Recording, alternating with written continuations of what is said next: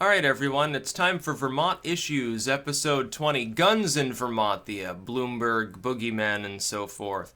Bloomberg has tried to export heavy-handed, New York-style gun control to this state now several times.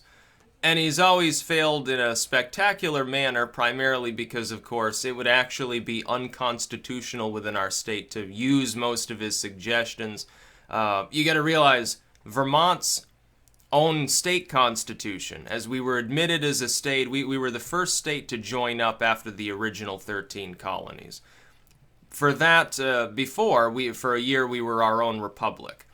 And so we had our own sort of constitutional charter going into the United States that takes precedence over any bills that may be passed and enforced within the state.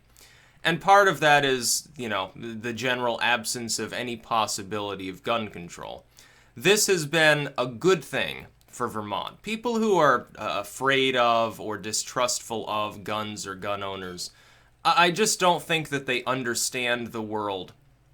I think that they listen to propaganda and they assume, if they're living in an inner city, usually the people who have guns are either they're a cop or they're a criminal, and so they sort of think of shootouts and gang violence and things.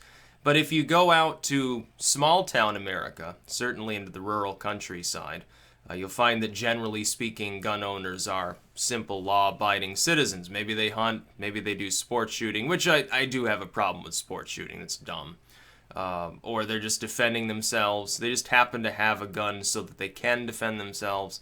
There was a time, by the way, when having a lot of guns in civilian hands in this country really saved our asses, namely World War II, when the Japanese briefly entertained the idea of attacking the Pacific coast until they realized they would be severely outgunned in doing so, and they'd probably get cut to pieces if they tried, so they never bothered. The biggest thing they pulled off was Pearl Harbor. Otherwise, maybe they would have sent a flotilla over and started to create a beachhead or something like that. But our asses were saved by millions and millions of law-abiding gun owners, and that's after most of the young, able-bodied men had already been drafted for other purposes. So even in their absence, a bunch of people were still so heavily armed, the Japanese are like, fuck the idea. Maybe we'll take pot shots at a couple refineries. There's really nothing else that we can do.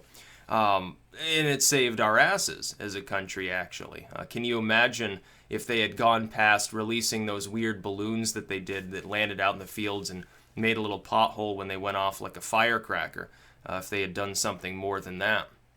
Imagine a couple 100,000 Japanese troops landing, in San Francisco or something. It would have been a little bit of a problem.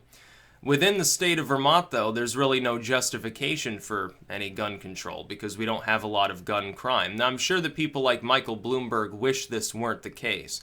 I'm sure that people who have a vested interest, usually a moneyed interest, in trying to pass gun control, because they got some organization that's soliciting funds to try to get that done, so they have a profit motive involved. I'm sure that these individuals wish that the number of guns owned correlated with crime. They couldn't be more wrong. There's almost an inverse correlation in many cases. States with more guns, some rural state tends to have less crime. An inner city where there's more gun control actually seems to have generally more violent crime, especially with guns. They focus on the wrong guns. They're sitting there talking about assault rifles, so-called sporting rifles, really. What it really boils down to is most of the gun crime involves handguns because, of course, if you actually are a gang member, if you are a hardened criminal, you probably don't want to be seen toting around a sporting rifle. You probably have a handgun because the idea is you're going to, try to hide the fact that you have it. Concealed carry aside, that's generally how things go. Most of the gang shootings that happen, they don't happen with an AK-47. They don't happen with an AR-15, they happen with a Glock or something like that. Occasionally you get a revolver thrown in the mix.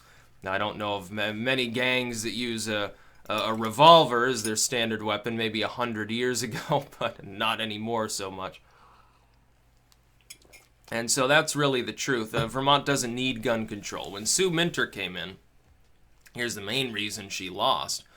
Probably Sue Minter would have gotten elected if she hadn't run on a major platform of, hey, we need gun control in the state of Vermont. But if you look, link in the description, archived of course, gun crime in Vermont over, quite a number of years, extremely, extremely low. That's even per capita. I know we have a smaller population, but our gun crime rate is fairly low. And also, you got to realize, a lot of the times when there is someone shot in the state of Vermont, it's a hunting accident. It's not even on purpose. It's not like somebody pulled up to your house, started firing through the windows. Somebody did a drive-by or something. That's very rare in the state of Vermont. A lot of our gun crime is actually negligent discharge that leads to injury or death. So, I was deer hunting. I thought that person looked an awful lot like a deer behind all those bushes because, I was kind of drunk at the time. You get that standard story. And it's unfortunate, people should know better, but, when that's accounting for at least some proportion of those gun crimes and or deaths as the result of gun crime, it becomes a little bit less concerning because, of course, you can take care of that part of the problem by trying to tell people to knock it off being a jerk-off, basically. Hey, maybe you should be a little bit less drunk when you're hunting. Maybe you should be in a little bit more remote an area where some hiker's not going to get mistaken for a deer or something like that. That has nothing to do with gangs. There's not really gang violence for the most part in Vermont. There are no major metropolitan areas for a gang really to infest. So the closest thing we have is sort of like the good old boys feel that you would get in a standard small town. Some group of wannabe tough dudes that get drunk and, maybe beat somebody up or something. That's basically what happens. I remember my driver's ed teacher, who was full of interesting stories. He's the one that first mentioned the gravedigger story to me. Claimed, and I have no reason to disbelieve him, that there was one point years before where some actual gang members, some group of, basically, I don't know, Crips or Bloods or something, had shown up from New York City. And they went to the fair, and they were trying to, I guess, threaten people, and were drunk and fucked up. And basically they got, in the most literal sense, they got taken out behind the woodshed and beaten for what they were doing, and then it wasn't a problem anymore. Then he had the story about Harold the Happy Hippie planting his pot seeds behind the corn tractor at one point as well. So you get all these weird things. There was an interesting tale. As an interesting aside, there was a verified account by one teacher. I won't name the teacher, although I think it was in the news, so I'm not sure she cares, where her own cornfield was being used as a pot-growing operation by someone else, and they didn't even realize it until they started to try to harvest the corn a little bit early, I guess, for some reason, and noticed a different smell was wafting through the breeze, something other than freshly cut corn.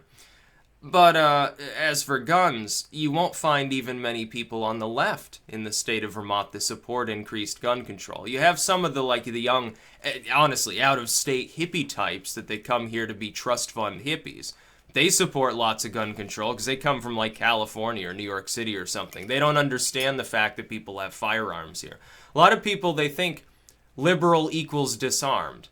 That's not the case with Vermont. We're a heavily armed state. I think I checked the number of guns per capita, and it was equivalent to all the guns owned in a nation like Hungary, which how many millions of people live there, and then we've got 600,000. We're pretty heavily armed. It would be very difficult for any foreign opposing force to push into the United States. Let's say at some point in the future, our military gets crippled for some reason. No problem. Too many gun owners. Nobody's going to invade. The whole Chinese military and the Russian military could march in at the same time. They'd face so much resistance and have so many supply line issues, they wouldn't even leave their beachhead. They would end up abandoning it.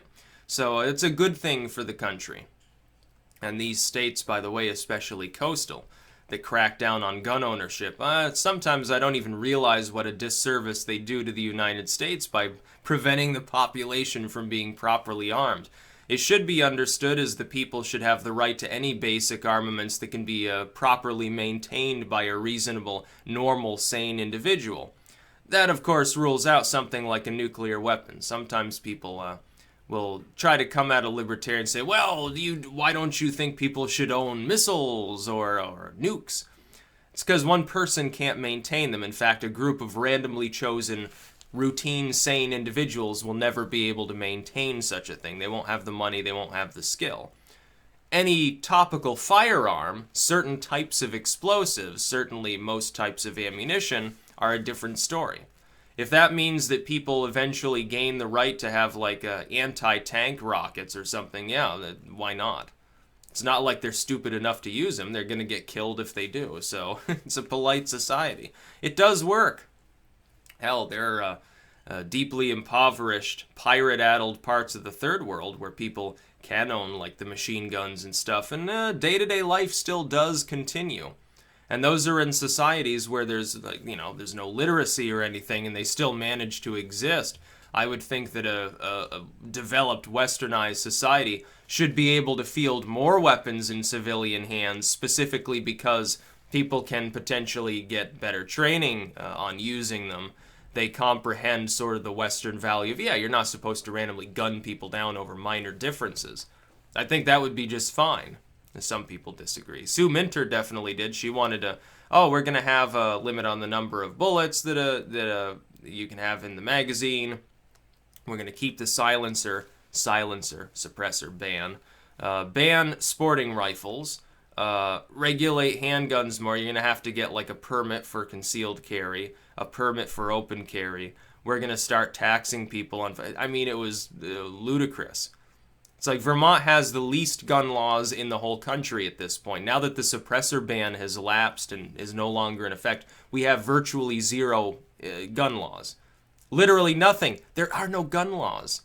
Yeah, you want to carry a weapon? Okay. You want to carry concealed? Okay. Sporting rifle? Yeah, it's fine. Expanded magazine? Yeah, it's fine. Nobody cares. That's how Vermont works, and yet it doesn't seem to be causing a lot of crime in the state. It's because most of those people just own a gun. Maybe they have a collection of them. Who cares? Some black powder muskets, a revolver, maybe a submachine gun. Who cares? And they're not shooting anybody, so, I don't have a problem with it. That's about all. Peace out.